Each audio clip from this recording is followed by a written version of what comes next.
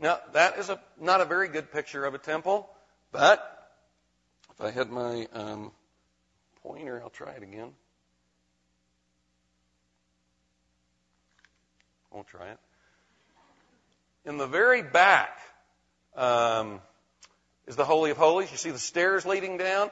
That would be then the holy place. And outside of the architectural structure is the courtyard. Now, we've already seen how the Garden of Eden had essential similarities with Israel's temple, so that temple in Israel was developing it. But there's one thing that we haven't seen, and that is that this temple symbolized the cosmos. And we're going to take about 5 minutes or 10 to go through that, and then we'll take a break. Because then we're going to come back and say, so what difference does all this stuff make for you and me today?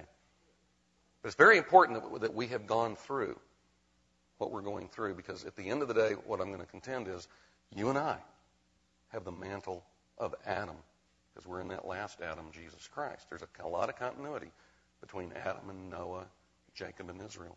That's where we're moving. But here, there's something amazing about Israel's temple.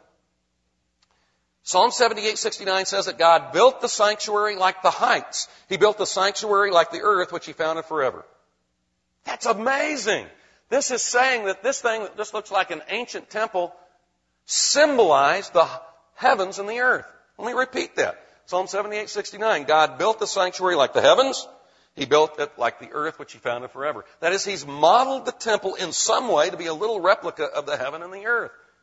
Doesn't look like it to me. Exodus 25:8-9 and verse 40 says the same thing. That Moses saw the model of the temple above in heaven.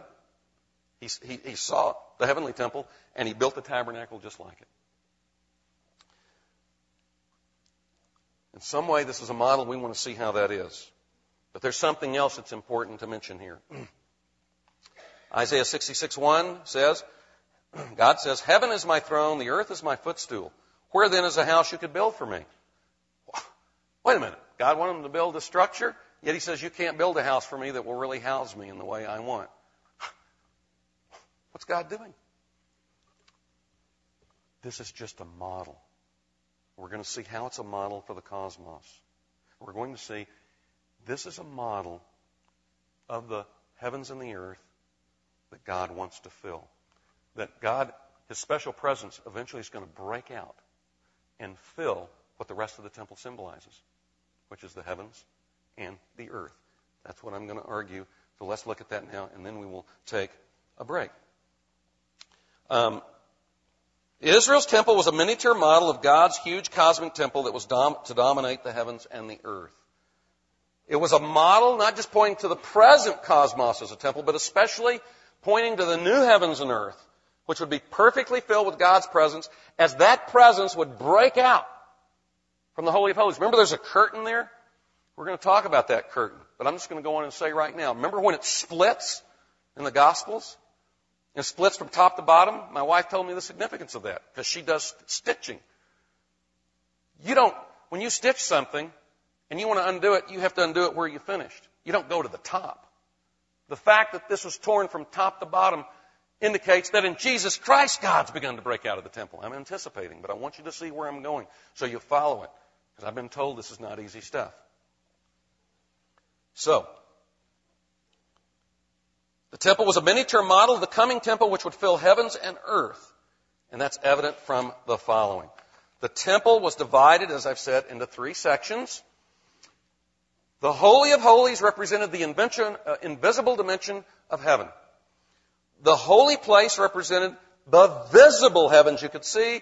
The courtyard, which we don't have pictured, it's just what's outside the structure, represented the earth and the sea. So let's talk first about why is the Holy of Holies viewed as the invisible dimension? Why does it represent the invisible dimension? Because it doesn't look like it. Again, we have to explain what's going on here. Well, number one, remember there are 2 angelic beings around the Ark of the Covenant in the Holy of Holies. In Revelation, Isaiah tells us there are heavenly beings around His throne truly in heaven. And so probably these angelic beings over the ark represent the heavenly dimension. In fact, the figures of the cherubim are woven into the curtain that guards the Holy of Holies from the outer holy place. Secondly, the fact that you go into the Holy of Holies, there's no image there. In ancient pagan temples, there were images of the gods. There's no image. You can't see anything because God's in heaven in that invisible dimension. That points further to it being invisible. Thirdly, the Holy of Holies, in fact, was the place, Scripture tells us, where the heavenly dimension extended down to the earthly. The Ark of the Covenant is actually called the stool of God's feet. It was an ottoman. He was seen sitting on his throne in heaven, and his feet extending down and resting upon the Ark of the Covenant. So that really was the place where heaven extended down in a special revelatory way. God was certainly present in the general revelatory way in all of the earth, but not in a special revelatory way. See, what history is working toward is when God will be present universally throughout the cosmos in a special revelatory way. Fourth, the Holy of Holies was cordoned off by a separating curtain which indicates its separateness from the holy place.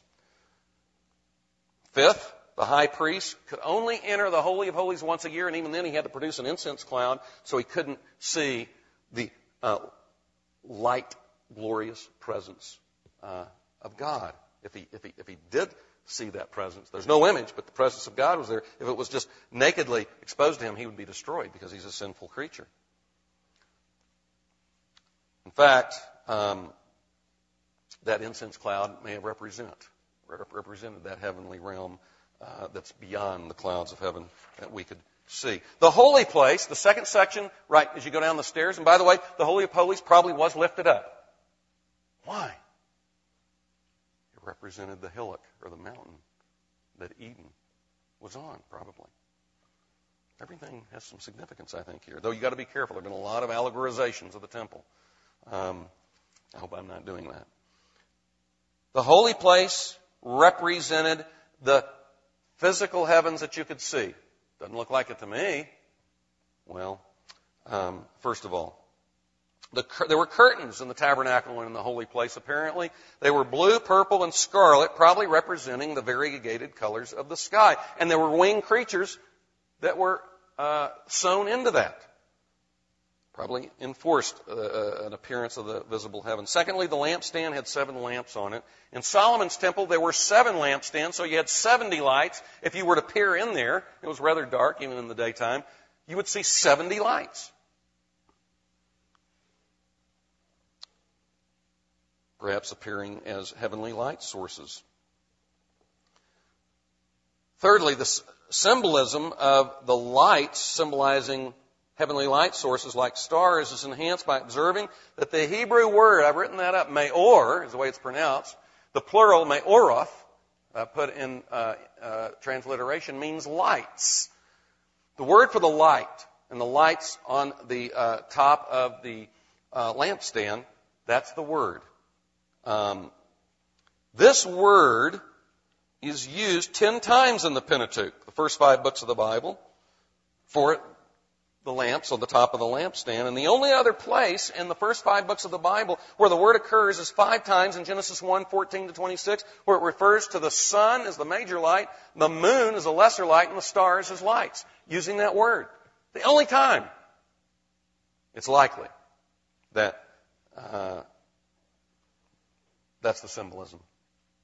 The tabernacle itself appears to have been designed to represent the creative work of God, who, as Isaiah says, quote, listen, God stretched out the curtains, the heavens like a curtain, spreads them out like a tent to dwell in, and He's created the host of stars to hang in.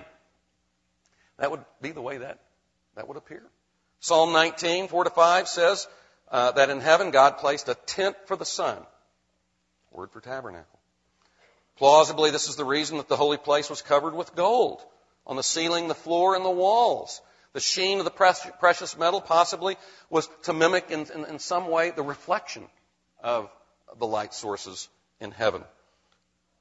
It's interesting that the 2 early commentators on the Bible, Josephus and Philo, lived around the time of Jesus, that they interpreted the lights on the lampstands to be representative of the 7 light sources that you could see by the naked eye, according to the ancient person, the 5 planets and the sun and the moon. The courtyard probably represented, it's the 3rd section, it represented the sea and the earth.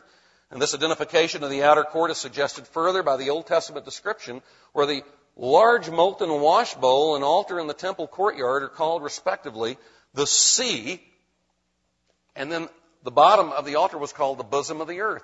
There was a ladder leading into this huge molten sea, this big bowl. You had to climb into it. So it was there probably for symbolic purposes. There were other waist-high bowls that you could wash in. There are a number of things here. All the Israelites could come into the courtyard to worship, men and women. Probably represented the place where humanity inhabited. And so there are a number of indications here that this represents symbolically the sea and the earth. Around that big, huge bowl that you had to get a ladder to climb in was an arrangement of 12 bulls encircling the sea, and there were lily blossoms decorating the brim, and it would seem to be a partial miniature model of land and life surrounding the earth. I've got a number of other things, but I want to have us break here. Here's the point. My wife always says, you spend too long on this section. And I probably have violated again. The cumulative effect of these observations is that Israel's temple served as a little earthly model of God's temple in heaven, which would eventually encompass the whole earth. Specifically, the inner sanctuary of God's invisible presence would extend to include the visible heavens and earth. This is why the latter 2 sections of the courtyard and the holy place are symbolized in Israel's temple, to show that God's going to break out of that back room of the Holy of Holies. That is, He's going to break out of the invisible heavenly dimension at some point at the end of history. He's going to fill the visible heavens, and He's going to fill the visible earth, and this is just a little model. I remember we were in a New England church, a little church, and they had to build. It was getting too big. And so we got an architect. He had a little model, and made a model of the new church. And so as we went through the foyer, everyone saw that model, and that's what we were trying to support. And, it had the shrubs, it had the sanctuary. Part of the roof was cut off, so you could see all the rooms. It was a great model. No one, as I remember, ever went by there and said, oh, isn't the architect a great model maker? Maybe they thought that in the back of their mind. But they weren't. This is just a model in and of itself. This represents something that was going to be bigger. That's the same thing. That's what's going on. Israel's temple served the same purpose. It was a small-scale model and a symbolic reminder to Israel of the task God wanted them to carry out, the same task that Adam and others who had his mantle should have carried out but did not. Israel was to carry out, to subdue the earth, expand the local boundaries of the temple throughout the earth, to spread God's glorious presence. Interestingly, the land of promise, the land of Israel, was repeatedly called the Garden of Eden. Why would it be called the Garden of Eden? I'll give you some passages here. Joel 2:3. Isaiah 51:3, Ezekiel 36:35. Why would it be called the Garden of Eden? Because they were a corporate Adam. They were to do what Adam should have done, and so now they're starting over like Adam. They were to expand God's presence from the land of Israel, the new Eden for them, and this was the central part of it. There are a number of texts which affirm that Israel, that God at some point would expand this temple worldwide. One such place is right here. Remember Genesis 28:14? That's one of the texts where Genesis 1:28 is applied, and it's a little temple building episode where Jacob was to expand God's presence. It says, your seed shall spread out to the west, east, north, south, and in your seed all the families of the nations of the earth. Isaiah picks that up and predicts this is what's going to happen. It will happen at some point in the end. For you'll spread out to the right and to the left, and your seed will possess nations. And the preceding verse, not insignificantly, says this, Isaiah 54 and verse 2. Enlarge the place of your tent. Stretch out the curtains of your dwelling. Spare not. Stretch out Lengthen your cords, strengthen your pegs, for you'll spread abroad. It's a temple image, a tabernacle image again. And we'll look at some other texts, but Jeremiah 3 talks about a time. It says, there'll come a time when they'll no longer say, the ark of the Lord, the ark of the Lord. Why? Because Jerusalem will be the throne of God. You see, the Holy of Holies was the place where God's throne extended down to. That was the throne of God, but it's going to expand. It's going to cover Jerusalem, and eventually it's going to cover the whole earth.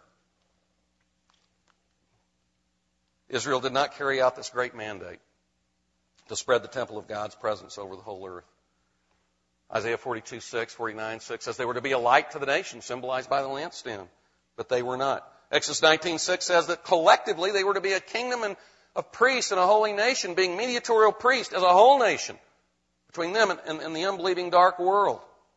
But instead of seeing the temple as a symbol of the task to expand God's presence as his mediatorial priest, Israel viewed the temple to be symbolic of the purported fact that they were God's only true people and that God's presence was to be restricted only to them as a mark of their election, and God's presence would only be expanded to Gentiles to judge them. So God sends them out of their land into exile, out of their Eden, just as Adam was exiled. He starts the process of temple building all over again, but this time he planned that the local spiritual boundaries of all the past temples representing Eden would finally encompass the boundaries of the earth, and it will happen. And it's through Christ. Christ and his followers are a temple in the new creation, and we'll break on that